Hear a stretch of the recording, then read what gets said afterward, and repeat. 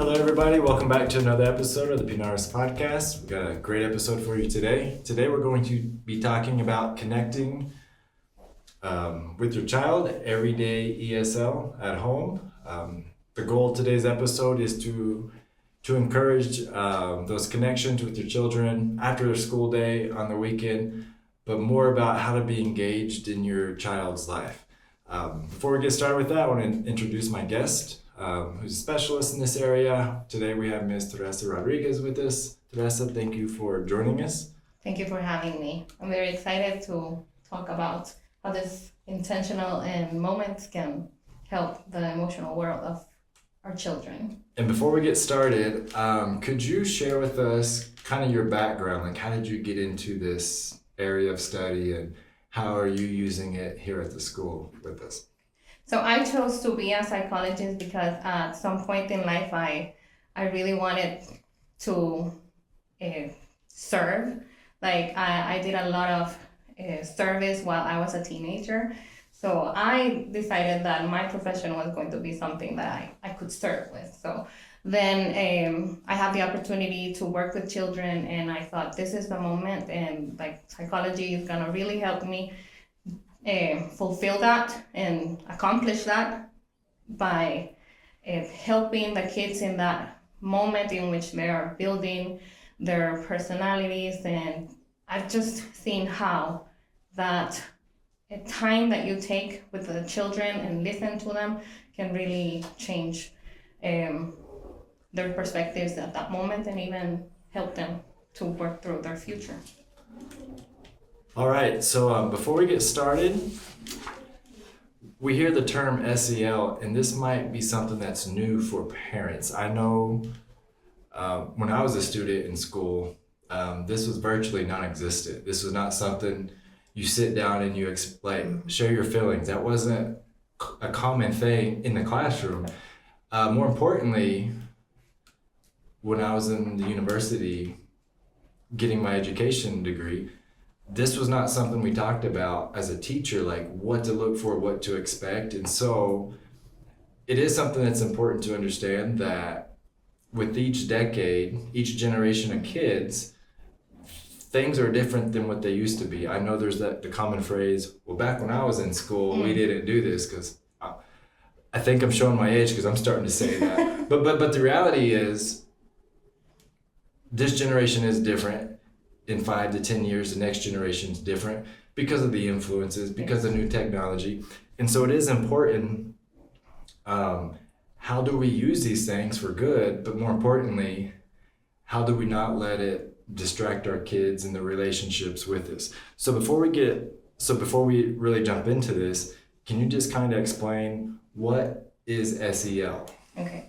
SEL, yes, it's something that I didn't know about, so I'm giving my age too on that when I was in school. But now it's something that we really want for not only children, but us as adults to understand. SEL, first of all, it stands for social emotional learning. And it's really amazing that actually here at Pinares, we're giving that space to our students to understand what is that social and emotional, what should we learn about about those aspects. So it's a process of helping children understand and manage their emotions and build healthy relationships, and make good decisions. So basically, if you have a good social and emotional learning, if we walk them through that, we are going to have children that know what to do with their feelings. And that's good. And I think to go along with that, on the academic side, when students know how to convey their feelings or how to manage their feelings, it also helps them to be more successful in the classroom. And that's, there's two types of curriculums at the school. We talk about the academic curriculum, you're here to learn reading, you're here to learn science, math, Bible, all that we do. But we also have something called the hidden curriculum. And this is a big role in that. School is just more than its academics, but the school is also about giving kids an opportunity to socialize, how to interact with their peers, what would be considered like normal behavior. Like there's a time to where maybe it'd be a little quiet, but there's also a time to be excited, a little louder. And so it's about how to manage that hidden curriculum. And so it is something that's important because this is part of the success of students, not just academically, but socially, that type of maturity. We want them to have that as well. Yes. For that. And so, what does this all mean? Like, how do we connect when we see different types of behaviors with our students? And for a parent, like when you see it at home, you know, what is really happening, especially with the younger age, if you see tears, if they're throwing a tantrum, stomping their foot or making a fist, and you're like, that's not normal. What does that tell a parent about what's really happening? Why is a kid doing that? Yeah, it's very, very important that we understand that a behavior is giving a message. Like, so our children behave in certain ways because they want to say something. They will rarely say like, "Mom, Dad, like, I need to connect with you." They won't use those words, but they will start behaving certain ways whenever they need that time, they need that attention, because those behaviors are communication. So how are they going to be communicating with their behaviors whenever we see those tantrums that you're talking about, or that quick frustration and acting silly, and sometimes even like they will act out, but sometimes you will see that withdrawal. So we need to have in mind that the behaviors that our children are having, they're actually telling us a message. So as adults, we are the ones that need to have that in mind and not just say like, he's wanting to be disrespectful, but what is my children trying to tell me? So behind every behavior, we have a message. And it's very important that as adults, parents, us as teachers, we understand this, not as saying like, oh, is that children are being defiant. It's like, what are they trying to tell us? And then it will really help us have a better attitude and understand more of our children. I definitely agree with that. Kids, I don't think necessarily look to their parents and say, hey, I need help or I want to connect. I think I've done that more as an adult with my parents than actually as a kid asking for help or those things. But it is important to connect, because the more you're able to connect with your kid, I think the more you're able to have an honest conversation that gets to the root of what's happening, but more importantly, how can I help you? And so what are some simple tools a parent could use if they see their kid struggling at home with maybe being distant, being quiet, or the exact opposite, wanting too much attention, bothering, or being very clingy? What are some tools some parents can take to help with this? So it is very important that we, first of all, that we choose connection before correction. That we correct whenever we want to correct the behavior, first of all, name the emotion that's going on. Like, for example, you should tell your child, like, I see that you're frustrated.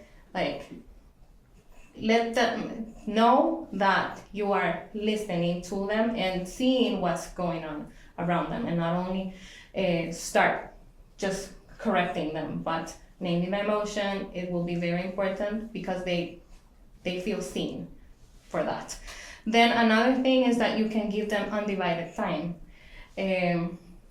I understand that as parents and as adults, we live busy lives, but it is very important that we have that intentional time. If it's 10 minutes, give those 10 minutes and leave phones away and multitasking away, and focus on your child and listen to what they're doing and make them choose an activity for those 10 minutes. Make them very intentional, because we wish we could give sometimes more time, but let's start with 10 minutes. But like I said, it should be undivided time. Like, leave your phone away, because your phone is gonna give you a distraction. Anything that's around you, just leave it aside and give that time to your child. It's really giving them the message that I want to hear you, I want to be there for you. So that's something else that I would give as an option to do. And then other thing is name emotions out loud. For example, it's very important that we show our kids that our behavior, like we also feel as adults. So whenever you tell them like you're feeling overwhelmed, you can say like I'm feeling overwhelmed, and they hear you, because our kids learn more through what they see than through lectures. So it's very important that we name our emotions out loud so that they see that we also feel, and that it's not only them that are going through their emotions, but us and adults too. And it's really our example, the way we react to things. It's giving them a way on how they should handle things, or the wrong way on how they should handle things. So let's try to be very intentional with that too. So I know you mentioned that 10-minute daily connection.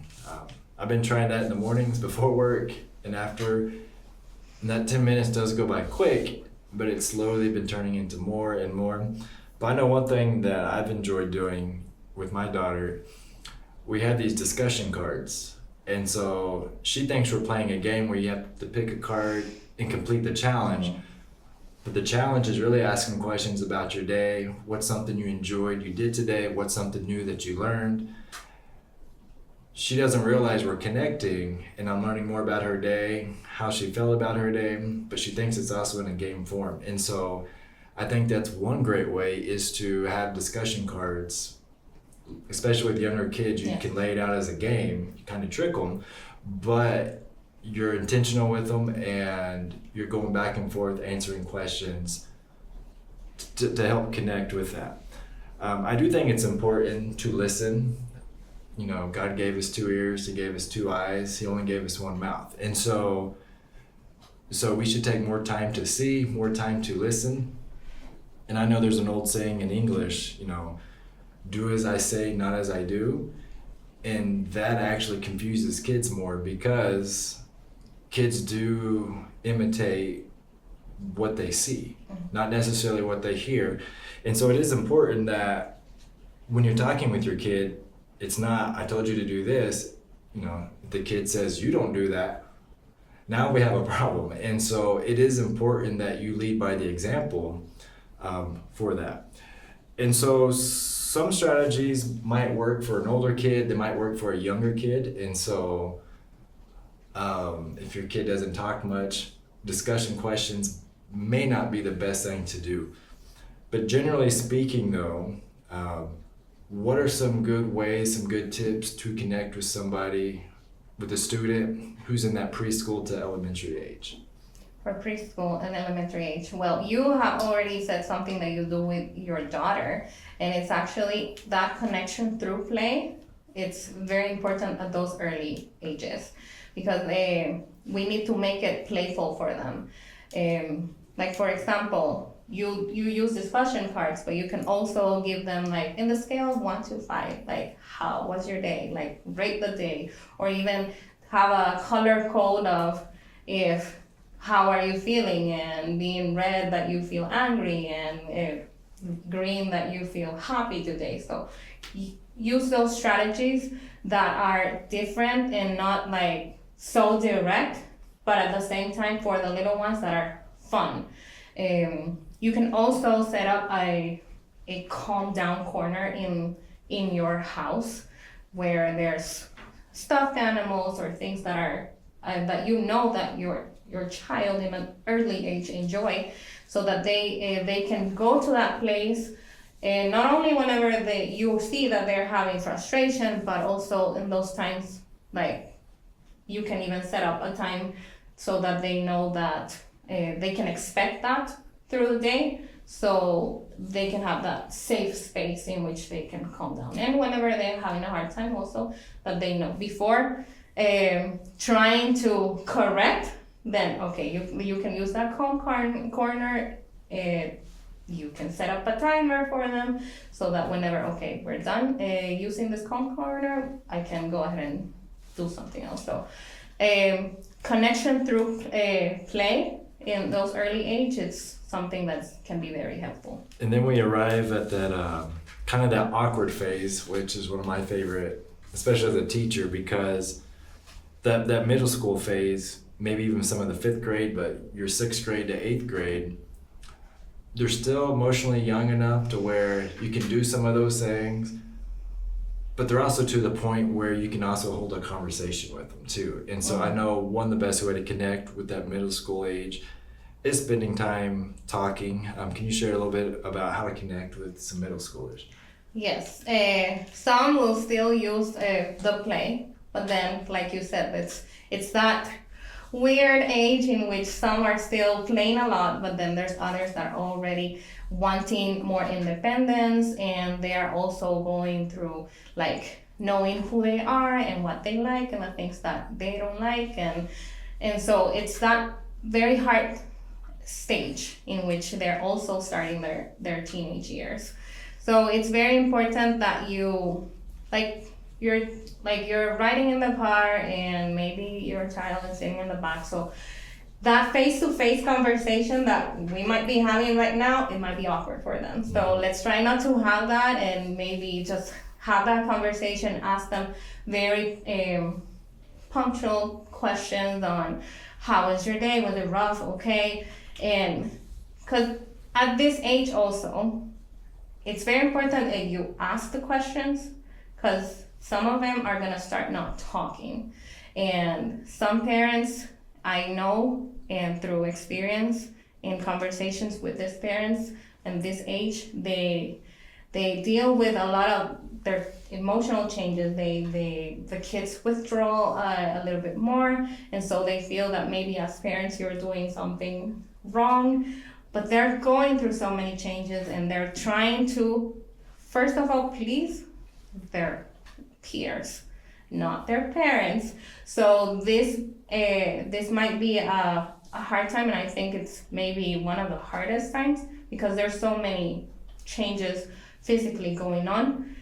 But still ask the questions, even though they ask questions that will give short answers, because if not, it can get confrontational, and we don't want that. We want still that connection. That's what we're looking for here.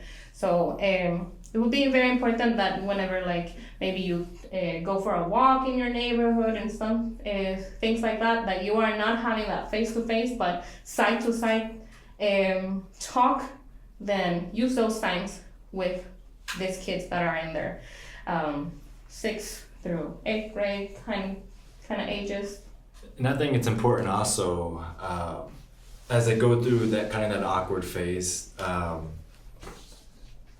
it's real easy to lecture them, tell them, but sometimes I've heard from other parents who've had success in this area, is give your kid a choice. Like, do you want my advice, or do you just want to vent and express what problems you're having with your friends or your teacher or whatever? Like, do you want my opinion, or do you just want me to hear you right now? And because I know you gotta, especially at that age, you gotta get the kid to drop their guard.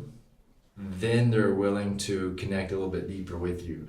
But I think by doing that, by giving them a choice, for example, one parent was telling me they knew their kid was lying about one of their assignments just because they know their kid well enough. And so they stopped them and said, I'm going to give you a 5-minute break. I want you to rethink about what you just said.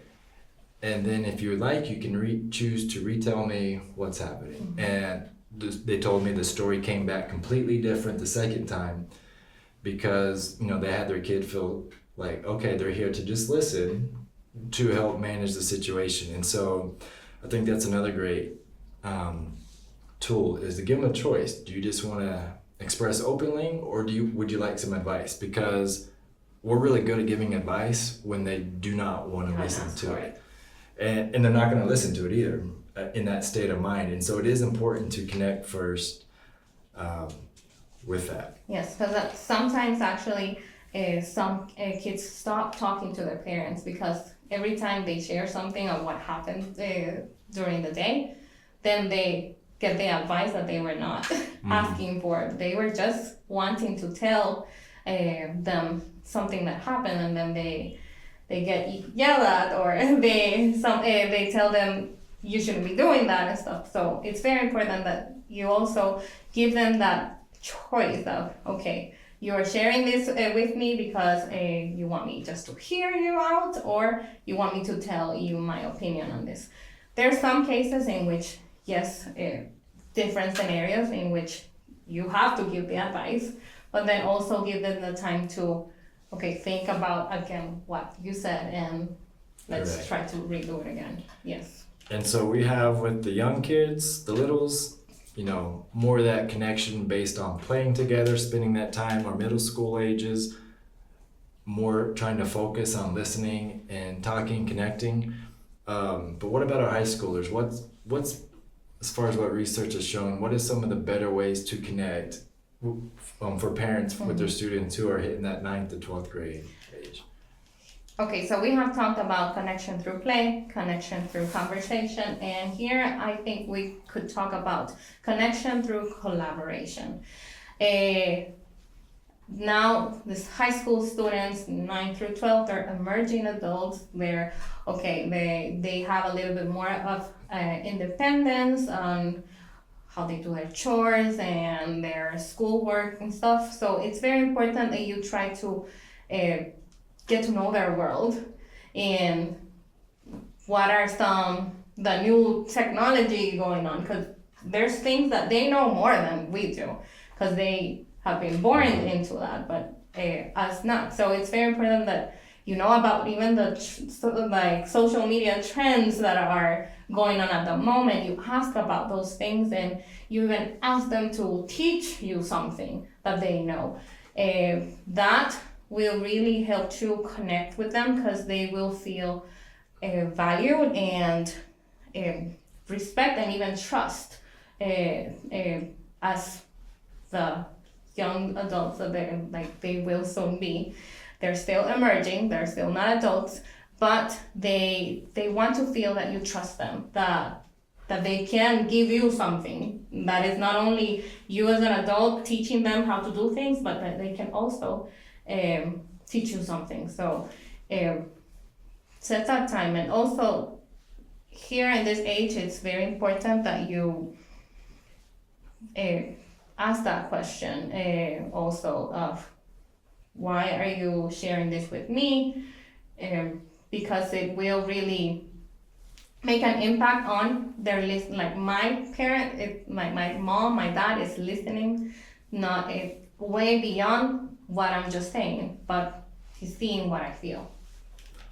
And I think it's important too in all of this. I think to sum it up in just a few words, it's about being intentional, making time.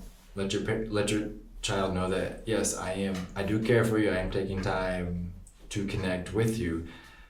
But as I've said in other things like academics, like it's great to have a great education, but if that's all it is, at the end of the day, it still doesn't mean much. If you're connecting with your kid, that's great, but there's still a bigger picture in all of this. And so how does faith tie into this? Because if you're connecting without a biblical worldview, I would be happy to argue that it still means nothing. And so how does faith play a bigger role into all of this? Yes, definitely. Our connection with our children will mirror what God is to us. And God is patient, God is compassionate, and if we're not showing that to our kids, then we're not really mirroring what God wants us. So there's definitely a connection between faith and that, again, connection that we're building with our children. And there's a Bible verse in Proverbs 22:6 that says, direct your children onto the right path, and when they are older, they will not leave it. So connection is not separate from that path. It's really one of the most powerful ways we lead them to God. So if we connect with our children and they are emotionally, like that social emotional learning that we talked at the beginning. If we build that, it's really going to make them feel so comfortable and more happy and respected that it might be even easier for them to walk to that path, that it's God's path. And ultimately, our goal is to demonstrate Christ before each of before our children. And so if you connect, you can get your kids to drop their guards. That ultimately allows that intentional moment for that. And that is when, I know in the classroom, that is when students listen. At home, that is when children listen. And that's how connection takes place. We are out of time for today. Thank you, Teresa, for joining us. That went by fast. We could continue talking these topics, and I'm sure we'll have more times in the future over this. But for now, may the Lord bless you and keep you. May His light, His face shine upon you.